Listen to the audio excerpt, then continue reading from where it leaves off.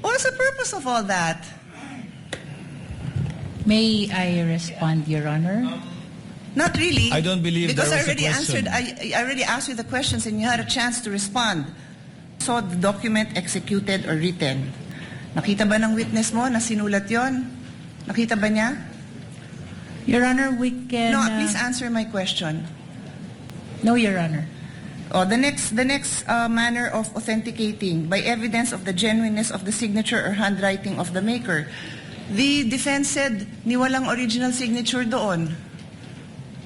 Do you disagree with that? We don't, Your Honor. Okay. And the third, by other evidence showing its due execution or authenticity, did you provide? No, Your Honor. Okay. So simple lang, Mr. Presiding Officer. They're trying to prove something by showing a document that any law student, even yung mga kababayan natin na nakikinig na ngayon na ang dami ng alam sa procedure, will tell you na hindi acceptable yon. And with all due respect, katulad din nung kahapon na humingi ako ng payo sa inyo, again, I will not name names, we had a discussion in caucus na you cannot unsee what you see. You cannot unhear what you hear. So pinalabas yun. Wala akong problema na palabasin yun, pero do your job and present the proper witness and the proper documentation to do that. Do your job. What's the purpose of all that? May I respond, Your Honor? Not really. I don't believe because there I was a already question. answered. I already asked you the questions, and you had a chance to respond. Senator Judge Pia Cayetano is recognized for her interjections and interventions. You may proceed, ma'am, when you are ready, and you have 2 minutes.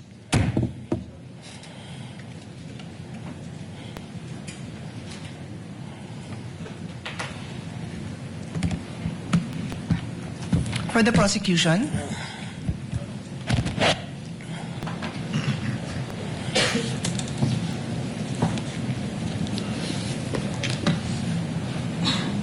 Do you consider Las Canas an important witness for you, for the prosecution? With all due respect, Your Honor, the purpose of the testimony is to present what transpired during the investigation of the Special Task Force. As to whether or not what probative value it holds, it is not part actually of the decision of the prosecution, as what we are intending to do here is to present only what happened during the investigation of the NBI, Your Honor.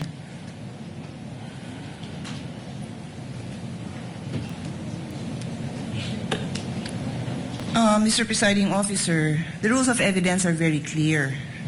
You either present a witness who provides your testimony, or you present a document. And in terms of documents, Rule 132, Section 19, says there are two classes of documents, public documents and private documents. Included in public documents are documents acknowledged before a notary public. Yung pinakitang document is not acknowledged by a notary public. Pwede naman din ang private documents, that's the other class. If it can be shown and authenticated in any of the following manner. The person saw the document executed or written. Nakita ba ng witness mo na sinulat yon? Nakita ba niya? Your Honor, we can... No, please answer my question. No, Your Honor. The next manner of authenticating by evidence of the genuineness of the signature or handwriting of the maker. The defense said ni walang original signature doon. Do you disagree with that? We don't, Your Honor. Okay. And the third, by other evidence showing its due execution or authenticity, did you provide? No, Your Honor. Okay. So simple lang, Mr. Presiding Officer. They're trying to prove something by showing a document that any law student, even yung mga kababayan natin na nakikinig na ngayon na ang dami ng alam sa procedure, will tell you na hindi acceptable yon. And with all due respect, katulad din nung kahapon na humingi ako ng payo sa inyo, again, I will not name names, we had a discussion in caucus na you cannot unsee what you see. You cannot unhear what you hear. So pinalabas yun. Wala akong problema na palabasin yun, pero do your job and present the proper witness and the proper documentation to do that. Do your job. I'm addressing this, Mr. Presiding Officer, to us as a body. Kasi hindi tama yun. Magdidesisyon tayo, you warn us, pero pinabayaan natin na makita yun. Minamarkahan pa, submarkings. What's the purpose of all that? May I respond, Your Honor? Not really. I don't believe because there I was a already question. answered. I already asked you the questions, and you had a chance to respond. Yes. There was no question posed, or I was There's none, yes. telling the lead prosecutor. I move to my next point, Mr. Presiding Officer. Our jurisprudence is very clear, no? A witness must be competent and credible. Di ko na babasahin lahat yung jurisprudence natin dyan dahil kompleto na yung record natin dyan. But there is also also included in our rules, Rule 132 on the rules of evidence, and I'll read it. A witness may be impeached by the party against whom he or she was called by contradictory evidence, by evidence that his or her general reputation for truth, honesty, or integrity is bad,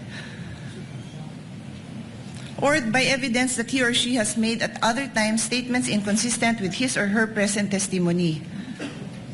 So this is the rules, no? Siguro we can, well, I'm reading the rules, so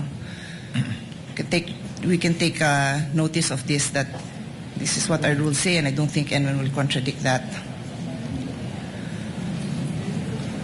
Again, there are lots of cases supporting this. So,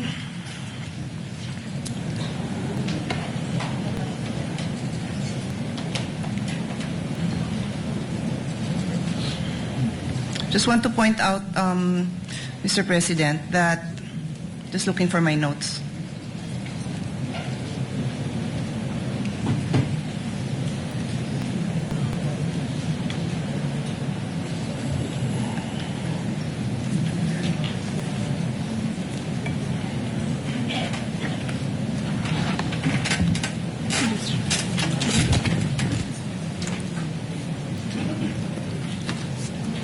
Sorry, with the indulgences of the body, I'm just looking for my notes because I want to be accurate in my the next statement that I'm going to read into the record.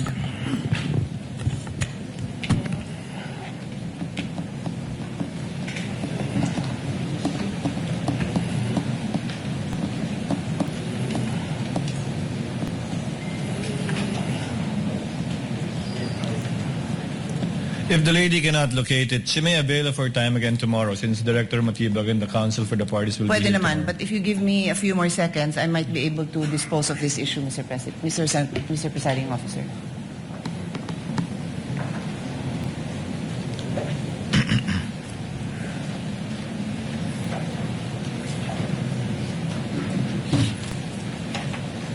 Okay, I won't delay I can paraphrase it, but I think it would be best if I look at the records, so I will just avail.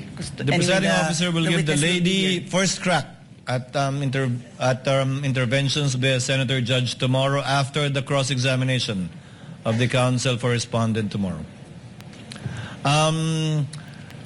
Since Director Matibag will be here again tomorrow for the continuation of the cross-examination by counsel for respondent, the interjections and interventions of the other senator judges may proceed. Again, after the cross-examination, redirect and recross if any. So the senator judges have time until tomorrow.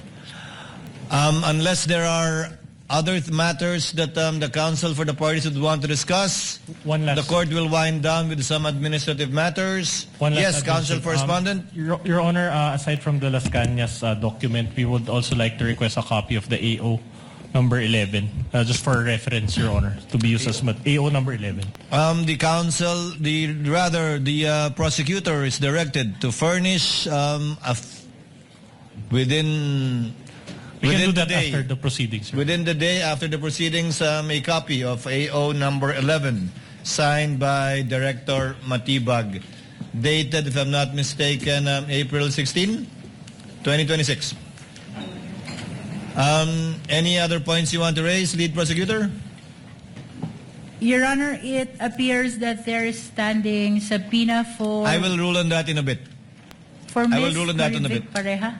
I will rule against who? Ms. Marivic Pareja of Legislative Archive. We manifested yesterday, Your Honor, that we have yet to determine when we will be presenting this witness. Yes, we So will act on these at the proper time. This will be part of the chair's ruling before we adjourn. May I inquire, Your Honor, if tomorrow we will be able to conclude the testimony of witness Director Matibag, whether or not we will be proceeding to present the first witness for confidential fund, Your Honor. The court will address that in a bit before we adjourn, counsel. Any other points, counsel, for the respondent? No more, Your Honor. Court will now dispose of some administrative matters. We are in receipt of a request for subpoena ad testificandum addressed to Ms. Marivic Pareja, as well as subpoena ad testificandum addressed to Mr. Roderick C. Wamil and Ms. Eileen May Del Ocampo, both from the Commission on Audit. The chair, the presiding officer, defers action on these requests for subpoena and will act on them at the proper time and in due time. In regard to the subpoena ad testificandum and ducestecum issued to Ms. Violeta Constantino and Ms. Nenita Camposano, the chair in the meantime recalls the subpoenas issued to them without prejudice to reissuing the subpoena at a later time for a later date. Para po sa kalaman, ang dalawang sinabpina ng Senadong ito bilang impeachment court na si Ginang o Binibining Violeta Constantino, Ginang o Binibining Nenita Camposano, hindi niyo po kailangan magpunta dito sa hukuman bukas. Binabawi pong pansamantala ng hukumang ito ang subpoena in-issue para sa inyo. At mag-i-issue na lamang po kami ng panibagong subpoena kung kailan po kayo kinakailangan magpunta o magtungo dito sa impeachment court sa Senado. What is the pleasure of Senator Judge Zubiri? Thank you very much, Presiding Officer. Just want to ask a question. You are withdrawing the subpoena because you feel that we might not take them up tomorrow, is that Yes, that is correct, Your Honor. correct? Haba pa ba ito kay witness Matibag? We mean we cannot take it up tomorrow? I would think so. That was pursuant to a discussion with both counsel for the parties earlier. So Senator we're Judge looking Zubiri. at taking up that article on Monday. Yes, that is correct, Your Honor. Okay, thank you, Your Honor. Also, in regard to the trial, the senator judges SONA. agreed. Tuesday pala po. I'm sorry. Tuesday, sorry. Monday is the SONA. So Tuesday. I will discuss that too, Senator Judge Zubiri. During caucus, the senator judges agreed for next week there will be no trial on Monday, given that it's the State of the Nation of the President. There will be no trial on Tuesday to afford the minority the opportunity to prepare and deliver their contra sona, which is a tradition in relation to the State of the Nation address by the President.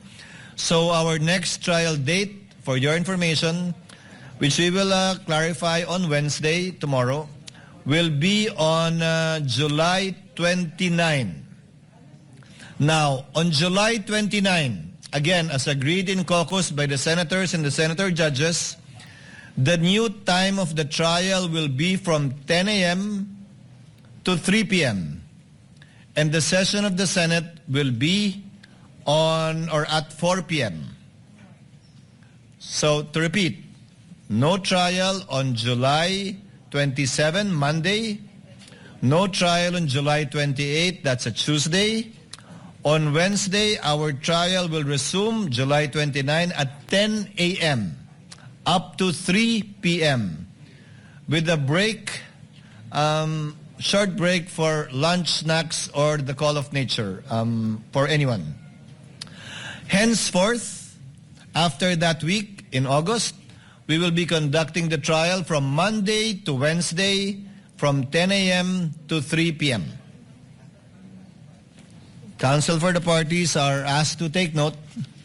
So, to avoid confusion, Director Matibag, we expect you to come back and be here again tomorrow, not at 10 but at 2 p.m. to continue with your testimony via the cross-examination, redirect or recross of the counsel for the parties, and questions from the senator judges. Without issuing a subpoena, Director Matibag, do we get your commitment to be here tomorrow? Yes, Your Honor, gladly.